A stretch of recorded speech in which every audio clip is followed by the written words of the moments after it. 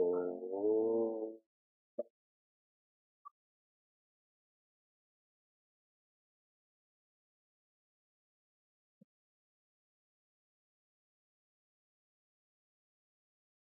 Welcome to Meaningful Mornings. I'm in Washington, D.C. right now, and part of my responsibilities here is to teach a group of kids for 2 weeks. The theme of our kids' camp is Ganesha Mahima. Ganesha, many of you are familiar with, is an icon of divinity. Mahima means glory. The glory of Ganesha, Ganesha's glories. When I met with the students on Monday, when I taught them first, I shared with them, what is the purpose of knowing Ganesha's glories? And they shared this and that. But finally I told them, the purpose of Ganesha's glories, to know this, to be in this camp, is to be like him. When you're around one who's inspiring, you really internalize that presence if you want to be like them. And so they registered that. And then I shared with them at the end of the camp, but even better than being like them is to be with them. Not like them, but with them. Why that's even better is because there's less of a sense of individuality. First, Prince Arjuna has to be like Sri Krishna, then he has to be with Sri Krishna, but that's still the means. What is the ends? To be Ganesha, to be Sri Krishna, where there's no sense of individuality. There is only the sense of infinity. Meaningful Mornings is a culture to nurture conspicuousness, to make the purpose of our morning, of our life, obvious, clear. This weekend, I'll be sharing with a group of young adults and evolving adults insights from the Mahabharata, specifically on the Yaksha Prashna. This is a lovely dialogue on dharma between a parent and a child. I know many of you have heard this before. This is actually going to be the content for the Thursday night study group that will start in September. I want to read to you one of the questions from the Mahabharata. The parent asks the child, Tapa kim lakshanam proktam. That's the question in English. What is the nature of penance? And the answer given by the child, Tapaswadharma vartitvam. In English, performing one's own duty is penance. So often, when we come across the theology of Sanatana Dharma and the notion of penance, we think about standing on one leg, not breathing. But what the child shares to his parent is, it is following one's responsibilities, to be aligned with Dharma. And the effect of this, right now, our default is a anatma vasana. I feel like I am conditioned by the weight of my body, by the loudness of my thoughts. But when one follows Dharma, what happens is those anatma vasanas are changed into atma vasanas, where my feeling then is not one of limit, but limitlessness. This morning, when I woke up and I snuck out of the room that Shuk and I are sleeping in, I went for my jog. So this morning I had run 9 miles, and when I came back, I timed it so I can go back into the room to bathe. But Chuka was still sleeping, so this is why I look the way I look, and I'm apologetic for it. My point here, though, is if I do this every day, these jogs become less tiring and will become more natural. I will not have a sleeping vasana. I will have a jogging vasana. But how did it happen? By following or practicing this responsibility. And if you are steady, sincere, strong with your dharma, you will rediscover your swadharma, that your nature is infinite. Swadharma, Sanatana Dharma. The reason why I'm giving so much emphasis to this is that Shri Krishna is leading by example. He is the guide. Prince Arjuna is the disciple, and Shri Krishna uses the term bhuyaha, which means I am going to explain again and again and again, because this is my dharma. You being me is my responsibility. So if you ever have this mindset of giving up, of making excuses, Shri Krishna has never done that with you. So really you owe it to him to not give up, to not make excuses. Shri Krishna further shares that what I am sharing with you for 523 verses, now 524 verses, is para. I'm sharing with you how to feel the highest. Pujaswami Tejomayananda has shared, how do you know you've reached the highest? When you can't be higher. That's so factual. Now the way to feel the highest is to think less of apara. Apara doesn't mean the lowest, but it means lower. To think more about divinity and to think less about the world. Yesterday I described this as amani. When your mind becomes quiet, you're able to function in the world without needing to think so much about the world. A very practical way to think more about para and less about apara is to acknowledge, appreciate, and accept that you, that Vivek, is not indispensable.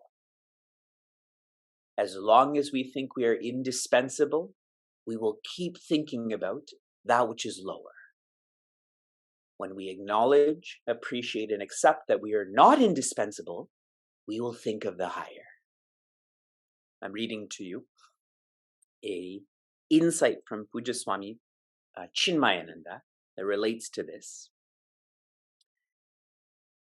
The tricks of the mind consist in projecting a world of creation, thought by thought, and in feeling oneself irredeemably conditioned by one's own imagination.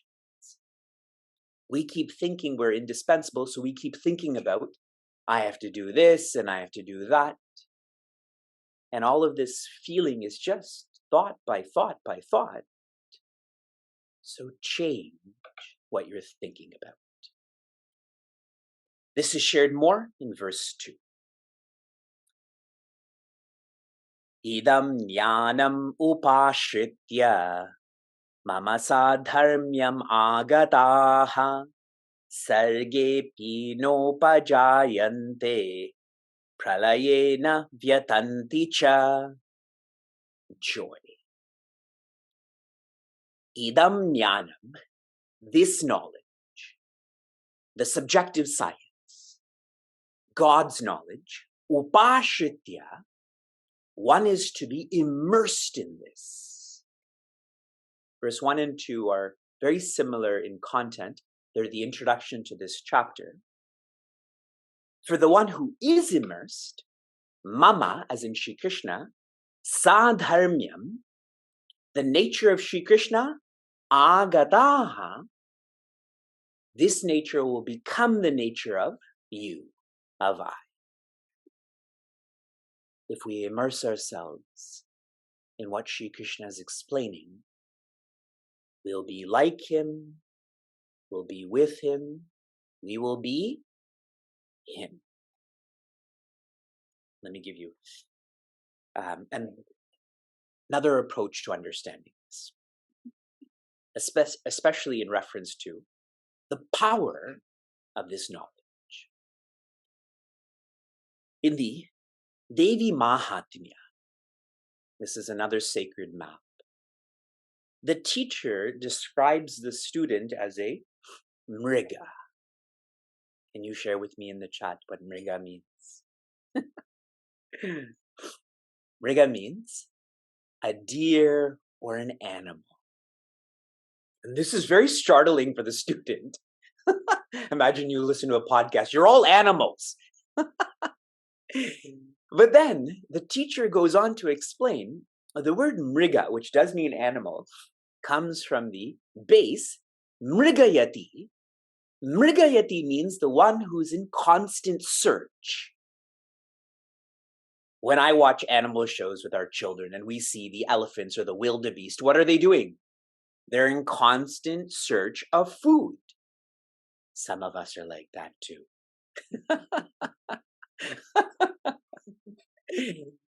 And then the teacher further on shares all of the knowledge we have, and please reflect lots on this. All of the knowledge we have is of what the senses can do. I know so much about movies, facilitated by my eyes. I know so much about clothing, facilitated by my skin. That's the knowledge we have. It's about what the senses can do. And the more deep aspect of this, all of the knowledge we have, since it comes through the senses, it is a dependent knowledge. A dependent knowledge can't make you independent. If Vivek doesn't have eyes, or my eyes don't work, then I can't know movies. Yes? And so the teacher shares with the student, this is why you're an animal. Because animals, they know what to do with their senses. All they know is through the senses. You are the same. So animals and humans are equal in that regard. What makes you and I human is to upashitya, immerse ourselves not in what comes to the senses, but how did the senses even work? And the senses work because of awareness. Intense for the day after July 4th, yes? But there's record numbers of you who are joining. Yesterday on Facebook, we had, I think, 225 views, on Instagram 100, and so many of you joining live. You are great, because even when you're indirectly told that you're an animal, you still smile and nod and so on. Sarge api na upajayante. When one knows Shri Krishna, when one is Shri Krishna, then at the commencement of creation, one is not born. Pralaye na vyatanti cha, and at the end of creation, one does not get disturbed, one does not die. And the implication of this is, the one who knows Shri Krishna, the one who is Shri Krishna, they have completed being complete. As long as you feel you're incomplete, you will be reborn again until you feel you are complete. But for the one who feels they're complete, they won't be born again. They won't be disturbed again. completing completion. Only possible through self-knowledge. And Sri Krishna is sharing that this is the knowledge, but this chapter is about how do I feel this? That sentiment will start to unfold in the coming verses.